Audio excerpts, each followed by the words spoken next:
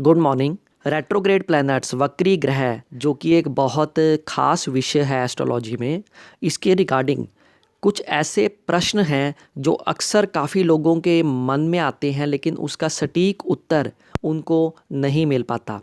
आज मैं इस वीडियो के माध्यम से उन तमाम प्रश्नों के उत्तर देने जा रहा हूं जो वक्री ग्रह से सीधे तौर पे जुड़े हैं। जैसे कि क्या वक्री ग्रह शुभ फल देते हैं या अशुभ फल देते हैं?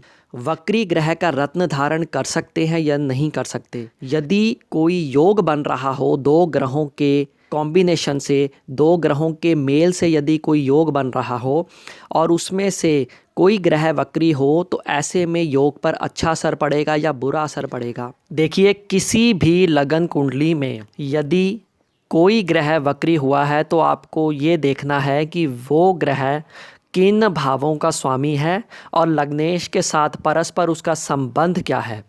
यदि वक्री हुआ ग्रह लग्नेश का मित्र या अति मित्र है और लगन कुंडली में वो त्रिकोण अथवा केंद्र के भावों का स्वामी है, ऐसी अवस्था में वक्री ग्रह शुभ परिणाम देने में सक्षम होगा। इसके विपरीत यदि वक्री ग्रह लग्नेश का शत्रु या अति शत्रु है और वो कुंडली के खराब भावों का स्वामी है, ऐसी अवस्था में वक्री ग्रह शुभ परिणाम ज़्यादा देने में सक्षम नहीं रह जाएगा। इसी के साथ यदि शुभ भावों का स्वामी और लग्नेश का अति मित्र होकर कोई ग्रह वक्री हुआ है और वो जिस भाव में बैठा है, ऐसी अवस्था में जिस भाव में वक्री ग्रह बैठा है उस भाव के रिगार्डिंग कुछ नेगेटिव रिजल्ट्स मिल सकते हैं, लेकिन वक्री ग्रह जिन भावों का स्वामी है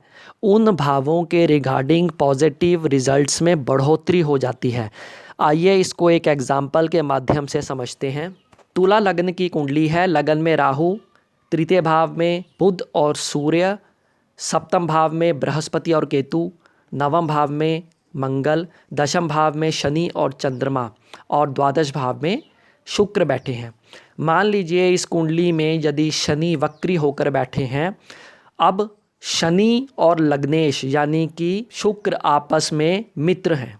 और दूसरी बात, शनि यहाँ पर चौथे भाव और पंचम भाव दोनों का स्वामी है, अर्थात शनि यहाँ पर शुभ भावों का स्वामी है और लग्नेश का मित्र होकर वो वक्री हुआ है दशम भाव। ऐसी अवस्था में शनि यहाँ अच्छा फल देने में सक्षम होगा, लेकिन शनि क्योंकि वक्री है इसलिए वो जिन भावों का स्वामी है उन भावों के फलों में बढ़ोतरी होगी और जिस भाव में बैठा है उस भाव में अप्स एंड डाउन्स आते हैं।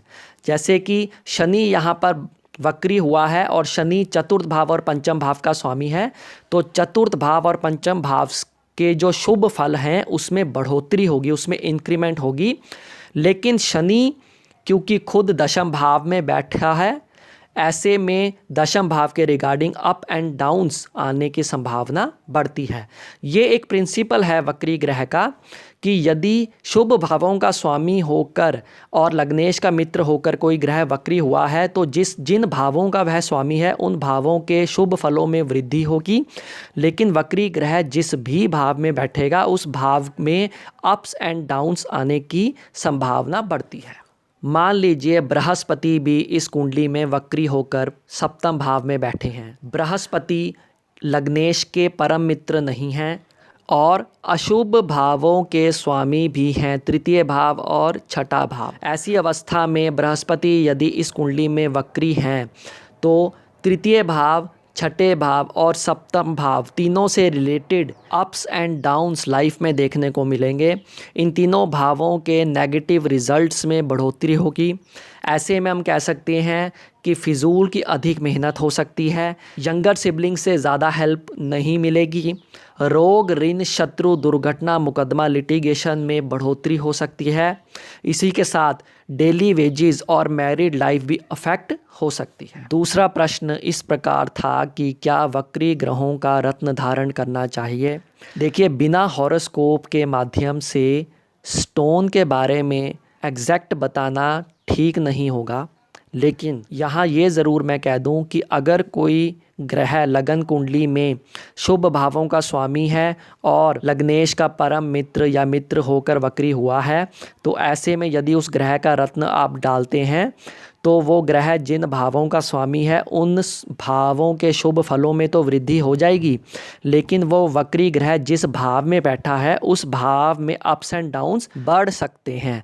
इसलिए वक्री ग्रह का रत्न आम तौर पे नहीं धारण करना ही ज़्यादा शुभ रहता है। यदि इसी चार्ट की बात कर ली जाए और शनि यहाँ पर जैसे मैंने वक्री बताया है, यदि शनि का रत्न नीलम धारण कर लिया जाए तो ऐसे में चतुर्थ भाव और पंचम भाव के शुभ फलों में बढ़ोतरी होगी। लेकिन शनि क्योंकि दशम भाव में बैठे हैं, इसलिए दशम भाव के 10th हाउस के रिजल्ट्स में अप्स एंड डाउन्स आने की संभावना भी उसी तरह से बढ़ जाएगी। तीसरा प्रश्न इस प्रकार है कि यदि दो ग्रहों के मेल से कोई योग बन रहा हो और उन ग्रहों में यदि कोई ग्रह वक्री हो तो क्या उस योग के रिजल्ट्स में फ़र्क आएगा।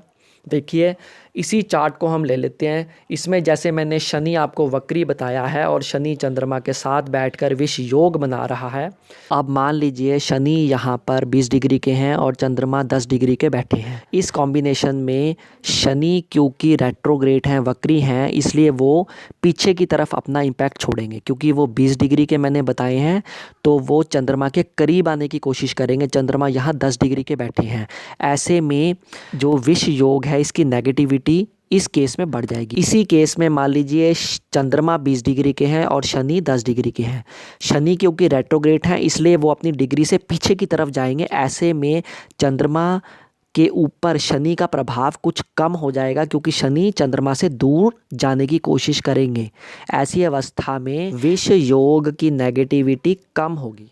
इसलिए जब भी दो ग्रहों के मेल से किसी योग का निर्माण एक ही भाव में हो रहा हो, ऐसी अवस्था में अवश्य देख लेना चाहिए कि दोनों में से यदि कोई ग्रह वक्री है तो दोनों की डिग्री के ऊपर आप जाइए, डिग्री देखिए कि डिग्री के अनुसार वो दोनों ग्रह आपस में क्लोज आ रहे हैं या आपस में दूर जा रहे हैं। इसी से ही निर्धारित किया जा सकता है कि उस योग का जो फल है वो ज़्यादा मिलेगा या कम मिलेगा। वक्री ग्रह से संबंधित कोई और प्रश्न भी अगर आपके मन में हो तो मुझे कमेंट बॉक्स में ज़रूर लिखिएगा। मैं एक और वीडियो वक्री ग्रह के ऊपर ज़रूर बनाऊंगा।